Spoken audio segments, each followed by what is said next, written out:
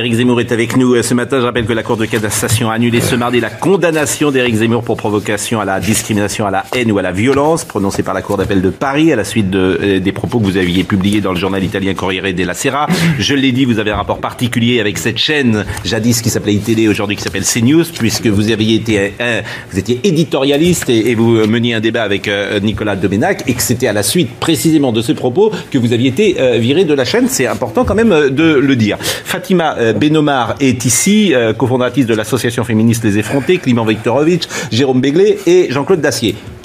Il y a trois choses. La question, Jean-Claude Dacier, vous avez dit qu'est-ce qu'on fait, qu'est-ce qui va se passer? Et vous dites, ça va mal se terminer, ça va se terminer en guerre civile. Moi, c'est très simple. Je pense qu'aujourd'hui, il faut lire d'abord Guy Luy depuis quelques années, tous les livres de Christophe Guy Luy, qui vous expliquent très bien que les gens se sont séparés. Et c'est même comme ça, c'est parce que les populations françaises qui étaient là avant l'immigration arabo-musulmane sont quittées les banlieues qu'il n'y a pas eu de guerre. C'est parce qu'ils ont été chassés et ils ont fui dans ce qu'il appelle la France périphérique. Ça, c'est l'étape qui est déjà arrivée. Donc, quand on nous parle de vivre ensemble, c'est si vous voulez, une sorte d'oxymore. Ça n'existe plus. On parle du vivre ensemble parce qu'il n'y a plus de vivre ensemble. Les gens ne vivent plus ensemble. Bon. Deuxièmement... Les gens en général. Si vous voulez... En gros. Oui, il y a toujours des exceptions, il y a toujours des individus. Si vous habitez dans le 8e, c'est sûr. Vous en êtes quand même qui se mettent en difficulté pour accueillir les réfugiés, même en se faisant condamner. Ça veut bien dire que la solidarité existe encore dans ce pays. C'est une autre... Arrêtez de prendre toujours le petit focus au lieu de voir les grandes masses. Phénomène général. C'est pas possible de discuter dans ces conditions. À la hache mais c'est comme ça qu'on comprend ce qui se passe. Parce que c'est comme ça, il faut chercher l'essence des choses. Si vous dites la phrase célèbre de Pascal, le cœur a des raisons que la raison ne connaît pas. Si vous dites un cœur a des raisons que la raison ne connaît pas, vous ne comprenez rien. Si vous dites le cœur, là, on généralise et on comprend. Je fais souvent des actions quand même en banlieue. Je vois bien que la question de la question de Jean-Claude Dacier, répondez. Comment ça se termine selon vous? L'avenir, comment ça se termine selon moi et selon François Hollande. Voilà, comme quoi... Et pourquoi François Hollande? Je vais vous expliquer pourquoi. Dans son livre... Un président ne devrait pas dire ça. Il dit aux deux journalistes du Monde, tout ça, c'est entre guillemets ce que je dis, tout ça se finira par une partition. Une partition, qu'est-ce que c'est? Il le dit textuellement. Il le dit textuellement, il n'a jamais démenti. Et donc ça se terminera par une partition, c'est-à-dire qu'il va y avoir des régions, des départements, des cités qui vont s'auto-organiser, c'est déjà quasiment le cas, et qui vont petit à petit s'éloigner du territoire national. Je ne sais pas comment, est-ce qu'ils vont demander leur indépendance comme le Kosovo? Est-ce qu'ils vont... Oui, le Kosovo, c'est comme ça. Le Kosovo, en 1900, il y a 99% de Serbes. En 1990, il y a 99% de musulmans. Ça finit par l'indépendance du Kosovo. C'est comme ça. Voilà. Donc, la démographie, ça existe. Et c'est à des lois impérieuses que ne veulent pas voir. C'est votre analyse. Voilà, c'est une analyse possible. Mais voilà. Climent Viktorovitch, sur cette analyse, vous voulez répondre précisément? Et après, on va parler de la féminisation de la société. Et après, on vous libérera parce que Kali, je rappelle que Kali était au début de notre émission, il ne veut pas parler avec vous. Il a peur de moi. Non, il ne veut pas être complice de vos propos. Ouais, c'est ça. C'est ce qu'il a dit. Mais on l'interrogera quand vous serez parti. On lui dira. Bon. La réponse sur une phrase seulement d'Éric Zemmour, quand vous dites « ils ont fui les musulmans dans la France périphérique ». Mais dans cette phrase... J'ai pas dit les musulmans ont fui, moi. Vous parliez de qui? Les Français. Les Français qui étaient là, d'origine européenne. Vous opposez... Ce sont les Français qui sont partis beaucoup. Sur ça. Oui. Vous opposez les musulmans aux Français. Vous savez comment les jeunes musulmans appellent les Français? Les jeunes musulmans. Les jeunes musulmans de banlieue dans les lycées. Les jeunes musulmans de banlieue dans les collèges de banlieue, comment ils les appellent? C'est archi connu. Ils les appellent les Gaulois. Ils font pas tant de manières que vous. Ils ne font pas tant de manières que vous. Eux, ils voient la différence. Et ils la font. Et ils la font tous les jours. Encore une fois, vous venez à une généralisation. C'est parce que sans généralisation, on ne pense pas. Mais si on se réduit aux individus, on ne pense pas. Et en généralisant, on pense mal. 75% des musulmans français sont français. Et encore une fois, nationalité française. Nationalité française. C'est les Français qui ont des papiers français, en effet. Vous opposez les musulmans aux Français, vous créez les conditions de guerre civile. C'est dans votre discours. Alors que 75% des musulmans sont français. Ils sont des compatriotes. Clément, il y a le feu. Explique-moi pourquoi Marine Le Pen est en deuxième position à la dernière présidentielle. Ça tombe du ciel. Avec M. Zemmour qu'avec la population. C'est Zemmour qui est responsable. C'est Zemmour France qui est responsable. Pas tous en même temps. Mais vous voulez pas voir la réalité, tant pis pour vous. Pas tous en même temps. Clément, je voudrais vous faire part d'un quelque chose qui m'est arrivé il y a 5-6 ans. J'avais enquêté sur une nouvelle barre d'immeubles qui avait été construite 15 ans avant par un maire de banlieue parisienne. Et il m'explique qu'ils avaient choisi de façon extrêmement précise comment faire ce qu'on appelle du mélange social et qu'ils avaient mis des gens de toute nationalité, de toute histoire. Et de toute nationalité, ça veut dire quoi? Non, parce que des gens de toutes origines. Toutes origines, mais aussi des gens qui n'étaient pas français. Voilà, pour dire. Dans l'ensemble des immeubles qu'ils venaient de construire. 10 ans après, le bâtiment A, c'était les Maliens. Le bâtiment B, c'était les Algériens. Le bâtiment C, c'était les Sénégalais. Et le bâtiment E, c'était les Français. Les Français. Non, mais ça, maintenant, essayez de mettre des prolos français blancs dans... non, mais c'est vrai, dans un vestiaire de football. Excusez-moi. Qui est même fermé, comment elle s'appelle? Il y a une cité comme ça. Essayez de mettre les gens et regardez s'ils vont vivre ensemble de la même manière. Jérôme, terminez, Jérôme. Et après...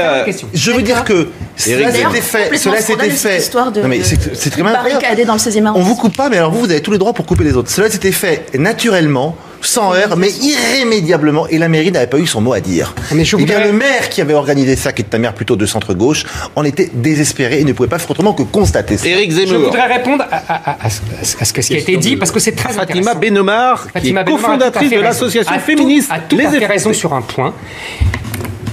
Il y a des différences sociales entre les ouvriers blancs français depuis 1000 ans et les bourgeois français. Vous avez tout à fait raison. C'est pas facile de les mettre ensemble. Vous avez 1000 fois raison.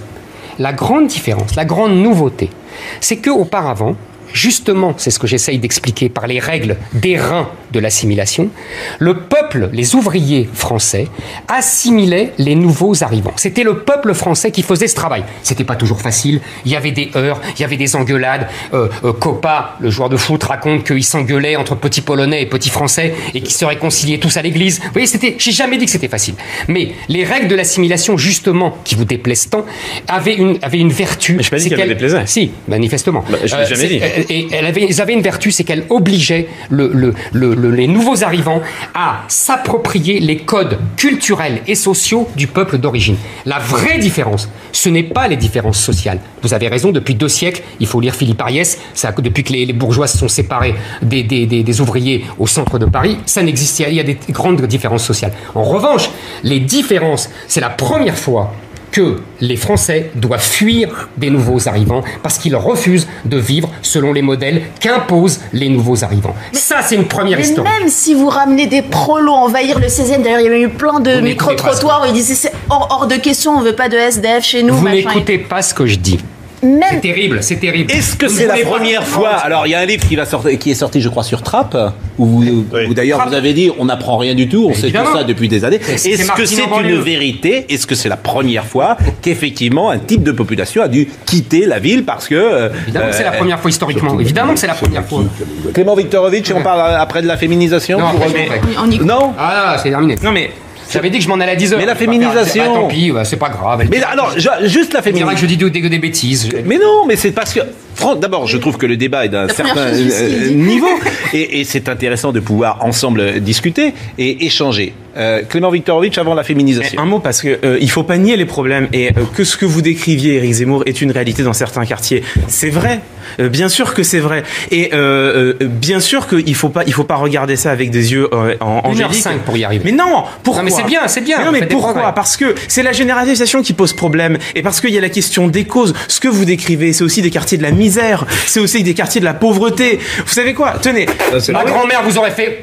Alors, grande explication. Alors, vous savez quoi? Voilà. Okay, mais en Autriche, il n'y a pas de chômage. Je vous donne une anecdote. En Autriche, il n'y a pas de chômage. Je vous explique. Comment vous expliquez la victoire de l'extrême droite contre l'immigration? En Autriche, il n'y a pas de chômage. Répondez à ma question. Je vous réponds. J'ai une histoire simple qui montre qu'il y a bien un problème de pauvreté et qu'il y a bien un problème. La France a délaissé ses quartiers. Et je le sais. C'est faux. Ah bon? Je vous réponds. Dis-lui prouve le contraire. C'est dans la France périphérique que l'État a délaissé beaucoup plus qu'en banlieue. On a déversé 40 milliards pour rénover les immeubles.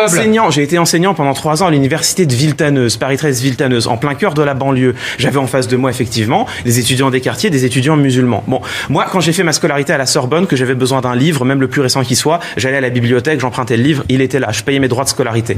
Mes étudiants, premier cours d'amphi, je leur donne ma bibliographie, il y avait des livres très récents, je leur dis, ça, faites gaffe, la bibliothèque aura peut-être pas le temps de les acheter. Ils ont éclaté de rire. J'ai un amphi qui éclate de rire, qui me disent, mais monsieur, je découvrais l'université. Mais monsieur, la bibliothèque n'achète plus de livres depuis 5 ans, faute de moyens. Voilà la réalité. La réalité, c'est que on payait les mêmes droits d'inscription. C'est la même université française. Il y en a une qui a des moyens, et encore, qui sont des moyens faibles, parce qu'on peut pas dire que l'université soit surfinancée. Et puis, il y a cette université de Villetaneuse où on survit à peine la tête hors de l'eau. C'est une question de pauvreté. La République a délaissé ces quartiers. Là, au moins, ça n'est pas qu'une question de Là, au moins, il y a une université. Dans la France périphérique, il n'y a même pas d'université. Ça, c'est l'explication de confort, mon cher Clément. C'est du bidon, cette explication. Il y a une phase c'est du bidon. Et je vous répète encore une fois, le problème n'est pas économique. Il est d'abord culturel. Il est d'abord culturel. La délinquance est culturelle. Oui, la délinquance est culturelle. Mais c'est n'importe quoi. Non, c'est pas n'importe quoi. Vous savez parfaitement. Ce n'est pas une. Pour travailler contre des réseaux. Oui, j'essentialise. Et c'est là où je suis en désaccord avec vous. J'essentialise parce que là, faut qu'on comprenne. Ça veut dire quoi? Moi, faut quoi? La délinquance est culturelle, ça veut dire quoi dans votre esprit? Ça veut dire qu'elle n'est pas économique et sociale. C'est-à-dire qu'ils ne volent pas, ils ne tuent pas parce qu'ils sont pauvres. Ça, c'est un mythe à la Victor Hugo qui est du baratin. Alors, ils volent pour quelle raison? C'est Jean Valjean. Tout simplement parce qu'ils ont beaucoup d'argent, ils ont beaucoup de pouvoir et accessoirement, ils ont les femmes. Voilà pourquoi ils font ça. Mais là, ce que vous venez de décrire, c'est social. Mais lequel il? Les caïds de Mais ce que vous venez de décrire, c'est des facteurs économiques, c'est pas des facteurs culturels. Ah, c'est des facteurs économiques, ça? Bah, ils ont beaucoup d'argent. Oui, non, c'est un mode de vie. Ça veut dire qu'ils ne font pas parce qu'ils sont pauvres. C'est pas Jean Valjean, c'est pas Cosette. Mais donc le raisonnement à la Cosette, ça ne marche pas. Les délinquants, vous pouvez retrouver ça parfaitement dans des milieux blancs. Pour le coup, moi qui traite avec les questions de trafic d'armes, de prostitution et tout, je peux vous assurer que des Macs blancs, je vous en trouve, mais à gogo. Ils organisent bien des trafics, dont la délinquance n'a rien à voir avec des références culturelles. Bon, on va terminer. Ça a à voir avec un marché qui s'ouvre et où des gens trouvent les moyens d'en tirer des. Je répondais à ça. On va terminer. On va parler de la féminisation de la société, parce que ça, je voudrais vous entendre là-dessus avant de vous libérer. C'est quoi la féminisation de la société pour vous? Et je voulais simplement, c'est un petit exemple aujourd'hui qui est arrivé, vous l'avez peut-être vu sur les réseaux sociaux, c'est la présidente de la commission des lois, Yael Braun-Pivet, qui a eu un échange assez musclé avec Robin Reda. Ça s'est passé hier, non pas à l'Assemblée nationale, mais dans les salles dans lesquelles on travaille, en commission de l'Assemblée nationale. Voyez cet échange qui illustre le climat délétère qui peut de temps en temps exister entre les hommes et les femmes aujourd'hui. Voyez cet extrait et après... Aujourd'hui, oui. En fait, je suis un petit peu énervée parce que j'ai eu un SMS tout à l'heure d'un média qui me demandait de suspendre la commission des lois pour que l'un des 2 rapporteurs puisse aller en plateau. Et je trouve ça particulièrement scandaleux. Et je tenais à vous le dire. Monsieur, je ne sais pas comment vous êtes organisé pour prendre la parole. Monsieur Pouya, Monsieur Reda. Monsieur Reda, vous avez la parole. Merci Madame la Présidente. Alors, merci pour ces rappels au règlement quasi maternels à notre endroit. J'adore vos réflexions fort misogynes, Monsieur Preda. Non, je dis ça parce que vous pourriez être ma mère. Donc. Je vais commencer le rapport dans un climat que vous avez placé dans une ambiance fort courtoise.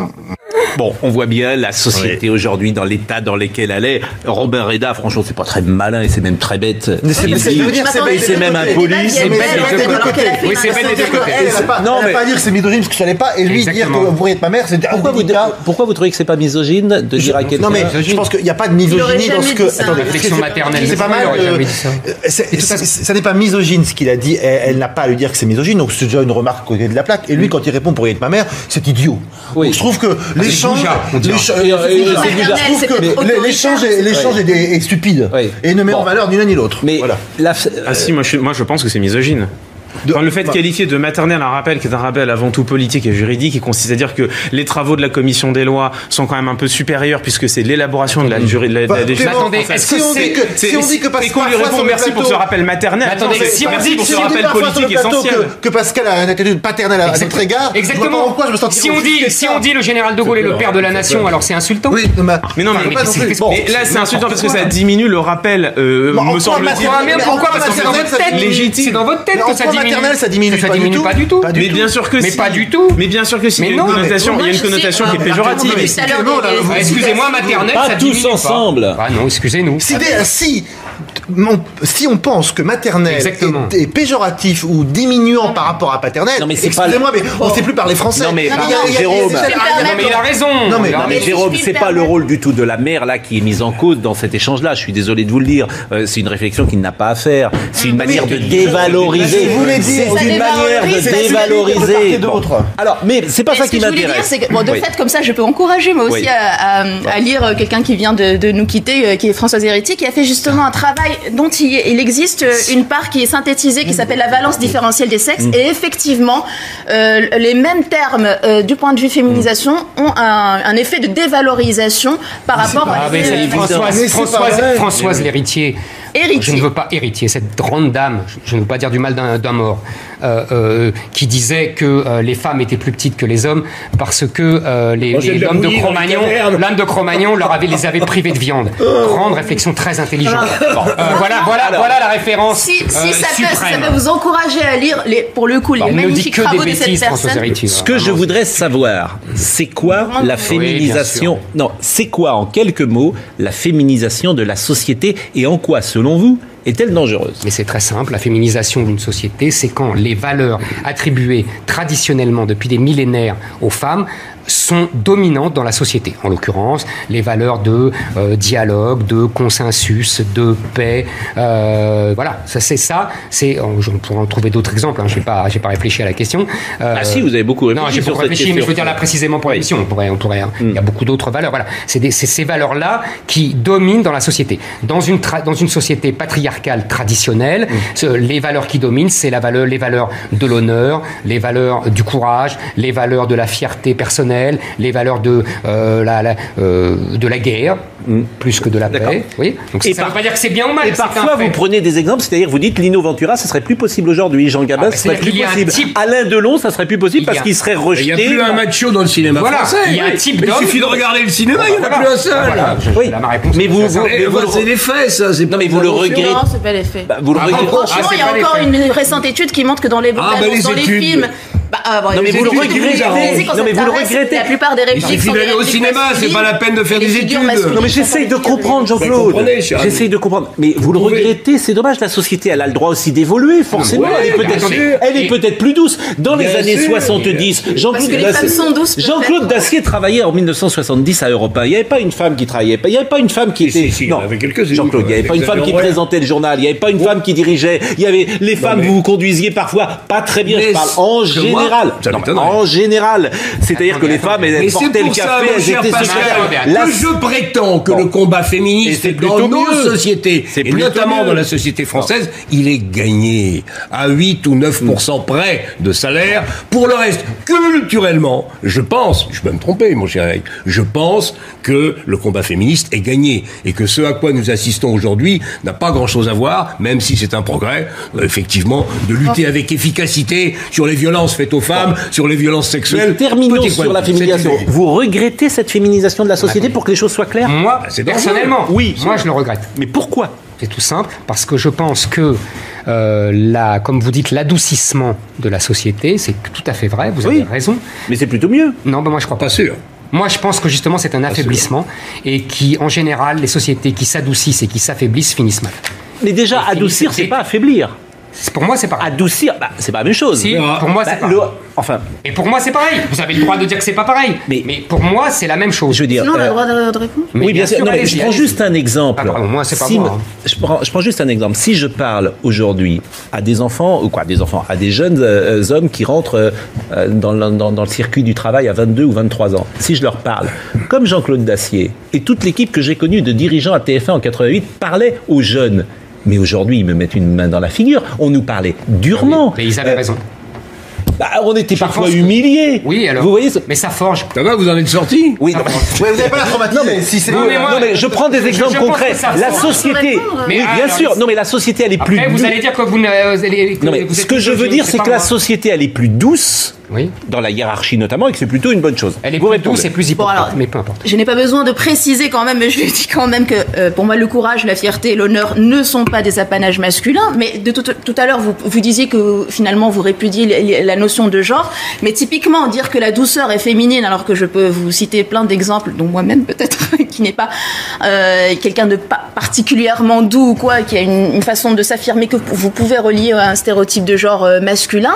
Donc ça, c'est déjà, par rapport aux valeurs que vous avez. Il y a toujours eu des harpies dans la littérature française. D'accord, très bien. Vous voyez bien, donc il y a bien des paradoxes qui s'expriment même dans votre thèse. Mais ce qu'il y a à dire, et ça me semble évident, c'est que la République s'est construite via une citoyenneté masculine. D'ailleurs, en 1848, ils ont eu l'outrecuidance d'appeler ça le suffrage universel, parce que c'était le droit de vote et d'éligibilité des hommes, et que de fait, du moment que les femmes sont devenues citoyennes, c'est-à-dire qu'elles sont un droit de vote et d'éligibilité, donc qu'elles sont en électorat, donc que politiquement on est bien obligé d'entendre les problématiques auxquelles elles sont confrontées. De fait, on a vu ces dernières décennies des luttes pour le droit à l'avortement, à la contraception, à la criminalisation du viol. Juste, je termine. Et alors le coup de c'est bon, maintenant elles ont tout. Moi, j'ai l'impression ou à peu près. Moi, j'ai l'impression d'avoir toujours vous avez culturellement gagné le combat. C'était une catastrophe. Terminé, Fatima Benhamma. J'ai l'impression qu'on nous fait le coup à chaque fois. En 1945, c'était c'est bon, maintenant vous avez le droit de vote, c'est bon, vous avez eu l'égalité. Puis après, c'est bon, maintenant vous avez eu le droit à l'avortement, c'est bon, on peut dire que vous avez l'égalité. Puis après, les lois sur la parité. Puis après, les lois sur la criminalisation du viol. D'accord, on a compris. Ça n'en finit pas. Est-ce que vous savez, dans un pays où vous voyez, qui n'a jamais eu de femme présidente, qui a eu une seule femme première ministre. Elles ont qu'à se présenter. Elles se présentent. Est-ce que les gens votent pour eux? Parce que justement, nous qui faisons le travail de terrain, de voir comment se construit le plafond de verre et qu'est-ce qui le caractérise. Attendez. Est-ce que vous savez pourquoi, pendant toute la Troisième République, les sénateurs, en particulier les républicains de gauche progressistes, ont refusé obstinément le droit de vote aux femmes? Pour deux raisons. Est-ce que je peux vous... C'était d'une analyse coupée à la hache, c'est qu'elles auraient forcément voté conservateur ou alors comme le curé ou quoi que ce soit. On voit bien la diversité des votes des femmes. Pas du tout. Plutôt à gauche, d'ailleurs. Aujourd'hui, depuis 81, mais comme d'habitude, elles sont conformistes, c'est normal. Le curé a changé. Aujourd'hui, le curé est de gauche. Donc c'est tout à fait normal que les femmes votent à gauche. Les sénateurs républicains... Les femmes ne votent pas. Oui, majoritairement. Mais je suis. Les sénateurs, les républicains... C'est ça. Mais parce que sinon, je vous répète, la généralisation... Ils ont abstraction de tout un tas de parcours. Là aussi, dans ma famille, je peux retrouver des femmes conservatrices. Je vous répète, mais c'est évident tout ça. Mais si vous n'allez pas à l'essence des choses, comme disait Socrate, vous ne comprenez rien. Mais là, vous allez à la mauvaise essence, elle est erronée. Les femmes ne sont pas majoritairement catholiques pratiquantes. Donc ça n'a rien à voir avec le curé. On parle du 19e siècle. Mais ça n'a rien à voir avec le curé. Vous n'écoutez pas ce que je dis. Vous n'écoutez pas. Aujourd'hui, le curé, c'est vous. C'est vous le curé, voilà. Et la chair, c'est là. Je ne lis pas Clément, je lis François Héritier. Ça veut dire que mes références ne pensent celles que vous pensez. S'il est le curé, vous êtes peut-être le pape. Pensez qu'une société équilibrée est plus harmonieuse entre les hommes et les femmes. Que ça n'aura pas de conséquences dans le siècle qui vient n'est pas raisonnable. Ça a déjà des conséquences. Non, mais ce qui est intéressant, notamment sur le plan de la natalité, par exemple. Ce qui est intéressant, c'est toujours d'écouter les uns et les autres. Bien sûr. Voilà. Eric, a tort ou a raison, pense qu'une société qui s'adoucit s'affaiblit. Et moi j'ai mais comme on va mettre un siècle ou deux à le vérifier, c'est compliqué. Mais vous n'en savez rien et moi non plus. Je veux dire, voilà. Parce que ça veut dire quoi une société qui s'adoucit? Pascal, si vous saviez le mouvement féministe, vous verrez que la douceur n'est pas la peine. Dans le mouvement féministe, on a essayé de. Dans le mouvement féministe, moi je vois deux choses. Il reste 2 minutes, donc restez jusqu'au bout. Maintenant, il reste 2 minutes et on vous. Vous m'avez bien eu. Je vous ai bien eu. C'est pas tous les jours que je suis en plateau avec Éric Zemmour. Mais non, mais alors est-ce que vous le trouvez sympathique, Éric Zemmour? Je saurais pas vous le dire, je le connais pas assez. Est-ce que, par exemple, vous appréciez la manière dont l'échange se met en place? En fait, voilà, ce qui me gêne justement, je viens à ça, c'est un problème de rigueur. Je vous donne un exemple qui m'avait un peu énervé. C'est quand vous aviez dit sur RTL, c'était une chronique sur les féministes, où vous disiez c'est des précieuses ridicules et tout, qui disait que de fait, quand on est contre le système prostitutionnel, on est contre la GPA et les féministes sont tellement bêtes qu'elles sont contre le système prostitutionnel et pour la GPA alors que c'est la marchandisation des corps. Vous avez tout à fait raison et c'est pour ça que de façon écrasante, mais je peux vous le dire, l'extrême majorité des mouvements féministes sont contre la GPA et justement la dénoncent comme marchandisation des corps au même titre que le système prostitutionnel. Et la petite minorité des femmes qui sont pour la GPA, comme par exemple Elisabeth Badinter, sont aussi pour la réglementation de la prostitution. Ça vous aurait pris 10 minutes de googliser et de voir quelles étaient les positions des associations féministes sur la GPA. Et donc, vous n'avez pas cette rigueur par rapport à l'analyse. Ce sera le dernier mot. Ce sera le dernier mot. Merci de cette admonestation toute maternelle. Arrêtez, ce sera le dernier mot et c'est bien que le dernier mot revienne à une jeune femme qui était en minorité sur ce plateau et je le regrette, qui était Fatima Benomar. Merci. On ne dira rien derrière vos paroles, Fatima. Merci. Merci à Éric Zemmour de s'être prêté au jeu des questions et des réponses et vraiment c'était intéressant sur le fond d'échanger. Merci Clément, j'ai compris que vous n'étiez pas d'accord, mais je pense que tous les deux, je me souviens avoir animé un débat entre Zemmour et Domenech. Vous pourriez tous les deux faire un débat de la même manière que vous pourriez faire un débat toutes les semaines avec Fatima. Et je trouve que ce serait absolument une idée formidable. Jean-Claude Dacier. Moi, il m'a pas répondu sur l'ordre. Non, mais c'est fini. Je vous ai dit qu'on parlait pas derrière. J'attends sa réponse la semaine prochaine. C'est pas bien ce que vous avez fait.